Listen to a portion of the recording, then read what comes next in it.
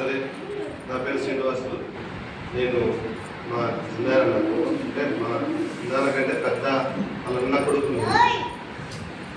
మీరు ఇదివరకు నేను టీచర్గా పనిచేస్తున్నాను.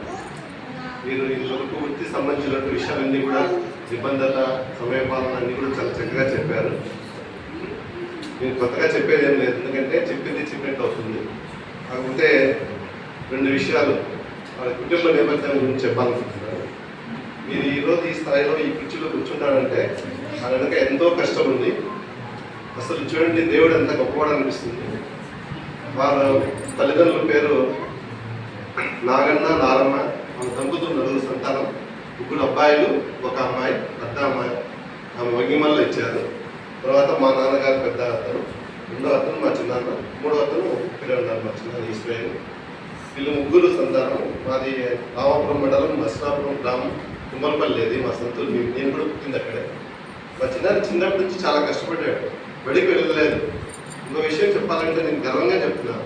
మా నాన్నను చదివించాలని మా చిన్నాన్న వీళ్ళిద్దరూ వ్యవసాయం, కూలి పనులు, పొర్లకాడ వెళ్ళేవారు. కానీ ఇది చూడండి, మా నాన్న జాబ్ రాలేదు. మా చిన్నాన్న కష్టపడకుండానే చదువుకోకుండా చిన్నప్పుడు తర్వాత ఎప్పుడో మళ్ళీ ఓపెన్ స్కూల్లో చూసి జాబ్ వచ్చింది, రెగ్యులర్ జాబ్, గవర్నమెంట్ జాబ్ వచ్చింది. అంటే ఎప్పుడైనా కష్టం అనేది ఫలిస్తుంది, నేను బాగా నమ్ముతాను. దాని నిదర్శనం మా చిన్నాన్న నాకు ఎప్పుడు గుర్తుపెట్టుకుంటాను. మా నాన్న చదివించాలి, ఎంత ట్రై చేసినా మా నాన్న చదువుకోలేక జాబ్ తెచ్చుకోలేకపోయాడు. కానీ మా చిన్నాన్న దేవుడు పిలిచి జాబ్ ఇచ్చాడు. మా చిన్నాన్న వల్ల మేము లక్కేడుపల్లి వచ్చింది. యాక్చువల్గా మేము రాము లక్కేడుపల్లి, మేము అక్కడే ముప్పల్లో ఉండేవాళ్ళం. మా చిన్నాన్న ఇక్కడ మా చిన్నమ్మని పెళ్లి చేసుకొని రావడము, నన్ను చదువుకోవాలని చెప్పి మా చిన్నాన్న కోసం నన్ను వాళ్ళ ఇంట్లో పెట్టి చదివించుకోవడం. అంటే మా తరము, మా అంటే నెక్స్ట్ జనరేషన్ మారిందంటే మా చిన్నాన్న వల్లనే. కానీ మేము లక్కేడుపల్లి రాలేవాళ్ళం. మా చిన్నమ్మని పెళ్లి చేసుకోకపోయినా మేము లక్కేడుపల్లి రాము. ఎక్కడో పెళ్లి చేసుకుంటే ఎక్కడో అక్కడే ఉండిపోవడం, అదే వేరే తరంలో ఉండిపోయాము. మా చిన్నాన్న పెళ్లి చేసుకోవడం, ఇందాక మా మామ చెప్పినట్లు వాళ్ళ మామగారు తెచ్చి లక్కేడుపల్లి జాబ్ ఇప్పించి ఆఫీస్లో పెట్టడం, వాళ్ళని చూసి మేము రావడం, మా చిన్నాన్న లక్కేడుపల్లి రావడం, ఇలా మొత్తం అంతా చేంజ్ అయిపోయింది. మా నాన్నగారు నేను ఒక్కనే కొడుకును. నేను గవర్నమెంట్ జాబ్, గవర్నమెంట్ టీచరు, మా మిస్సెస్ గవర్నమెంట్ టీచరు. మా అబ్బాయి 2 బీటెక్లో ఐఐటి చదువుతున్నారు. మా చిన్నాన్నగారు ఇందాక చెప్పిన 3 అమ్మాయిలు, వాళ్ళు కూడా చాలా చక్కగా పెళ్ళిళ్ళు అయిపోయి అందరూ సాఫ్ట్వేర్లు, 3 కూడా చాలా సెటిల్ అయి ఉన్నారు. లాస్ట్ చిన్న అబ్బాయి సాఫ్ట్వేర్ చెన్నైలో, అమ్మాయి కూడా సాఫ్ట్వేర్ ఎక్కడ చెన్నైలో ఫ్యామిలీ ఉన్నారు. ఇంకో అబ్బాయి అక్కడే ఉన్నారు. అమ్మాయిని బెంగళూరులో చేశారు. అంటే ఒక వ్యక్తి వల్ల మా జనరేషన్ అంటే మా తాతగారి తర్వాత అంతా కూడా చేంజ్ అయిపోయింది. లేకుంటే మా ఊళ్ళోనే మా కుటుంబంలోనో లేదంటే వ్యవసాయం ఏదో చేసుకునే వాళ్ళం. ఒక పర్సన్ లక్కేడుపల్లి చేంజ్ కావడం వల్ల మేమంతా లక్కేడుపల్లి షిఫ్ట్ అయిపోయి మా తరాలన్నీ కూడా అంటే మేము బ్యాక్ చూసుకోమన్నమాట. మా ఫ్యామిలీ కానివ్వండి, మా చిన్నాన్న ఫ్యామిలీ కానివ్వండి, ఇంకా చిన్నాన్న ఫ్యామిలీ కానివ్వండి, ఫైనాన్షియలే కాదు ఏ విషయంలో కూడా మేము బ్యాక్ చూసుకోమని వస్తున్నాం. వాళ్ళందరినీ కూడా ఫౌండర్ అని చెప్పొచ్చు మా చిన్నాన్న. సో మా చిన్నాన్న వల్లనే మేము లక్కేడుపల్లికి వచ్చి మేము కొంచెం ఎడ్యుకేషన్ కానివ్వండి, ఫైనాన్షియల్గా కానివ్వండి, ఒక మోడర్నైజేషన్ కానివ్వండి, అన్నీ కూడా మా కుటుంబంలో చేంజెస్ వచ్చినాయి. అది మా చిన్నాన్న వల్ల సాధ్యమని చెప్తున్నాను. ఇంకా మీరు ఇంత చెప్పారు నిబంధత, అవన్నీ కూడా మేము ఇంట్లో కూడా చూస్తున్నాం. నాకు చిన్నప్పుడు ఉపాన్పుల్లో సీట్ వచ్చింది. నాకు చిన్నప్పుడు అప్పుడు గుంటూరు పాఠశాల సీటు దూరంగా పంపించాలంటే చాలా కష్టం. నాకు ఇప్పటికీ గుర్తు, మా నాన్న మా అమ్మ నన్ను ఏం ఏడ్చాలి అప్పుడు ఏడుప్పుడు. మా చిన్న ఇప్పుడు కూర్చొని ఏడ్చింటూ ఆ రోజు ఏడ్చాడు. అంటే నాకు ఇప్పుడు 47 ఇయర్స్. నేను 8th ఏమో గుంటూరు పాఠశాల ఉపాన్పుల్లో సీట్ వచ్చి వెళ్ళినప్పుడు పంపించద్దు అనుకునేది ఒకటే. నేను ఒక్కడే కదా మా నాన్నకు ఊళ్ళో ఆడపిల్లలు ఏమి లేదు, ఎందుకంత దూరం పంపిస్తాను, వద్దులే అని చెప్పి ఏడ్చినాడు. నాకు ఇప్పటికీ గుర్తు. అందుకోసమే నేను ఆ రోజు మా చిన్నాన్న కోసమే నేను చదివాను. జిల్లాలో 18 ఇయర్స్లోనే నాకు జాబ్ వచ్చింది.